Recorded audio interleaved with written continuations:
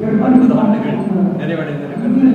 இந்த 60 ஆண்டு நிறைவை வைரவிழாவாக கொண்டாட வேண்டும் என்று பள்ளிகளுடைய முன்னாள் மாணவர்களால் சேர்ந்து முடிவெடுத்து வைரவிழா குழு என்ற ஒன்றை உருவாக்கினோம். கடந்த 2020ஆம் ஆண்டு அந்த நிகழ்வு தொடங்கியது. கடந்த 3 ஆண்டுகளாக பள்ளிக்கு தேவையான எல்லா வசதிகளும் செய்து கொடுக்க வேண்டும் என்கிற முயற்சியில் ஈடுபட்டு சுமாராக 1 கோடி ரூபாய் திரட்டப்பட்டது. அதில் 60 லட்சம் ரூபாய் முன்னாள் மாணவர்கள் வழங்கியிருக்கிறார்கள். ஒரு 40 லட்சம் ரூபாய் கோவை வடக்கு ரவுண்ட் வழங்கி 8 வகுப்பறைகள் கட்டி முடிக்கப்பட்டிருக்கிறது. 80 லட்சம் ரூபாய் செலவு. பள்ளியினுடைய மீதமுள்ள அனைத்து தேவைகளும் கடந்த மீதி இருக்கக்கூடிய 70 லட்சத்தில் செய்யப்பட்டிருக்கிறது. வகுப்பறைகள் அனைத்தும் மின்விசிறிகள் மாற்றப்பட்டிருக்கிறது. சத்துணவு சமைக்கக்கூடிய சமையலறை புதுப்பிக்கப்பட்டிருக்கிறது.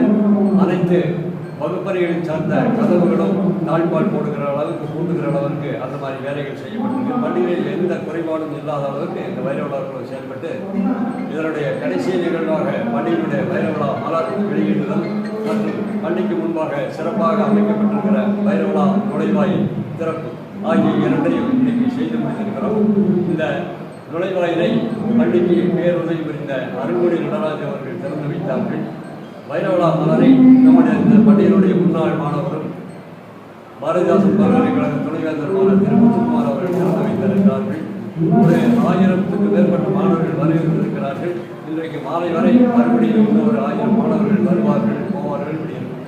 கடந்த ஜூலை 2023 ஒரு 2500 முன்னாள் மாணவர்கள் வருகிறார்கள். இந்த வைரவிழா குழுவினுடைய நோக்கமானது முன்னாள் மாணவர்கள் அனைவரும் தொடர்ந்து செயல்பட வேண்டும், தொடர்ந்து அரசு பள்ளியை பாதுகாக்க வேண்டும் என்கிற மனப்பான்மையை வளர்த்துக் கொள்ள வேண்டும் என்பதுதான் என்னுடைய நோக்கம். அது சிறப்பாக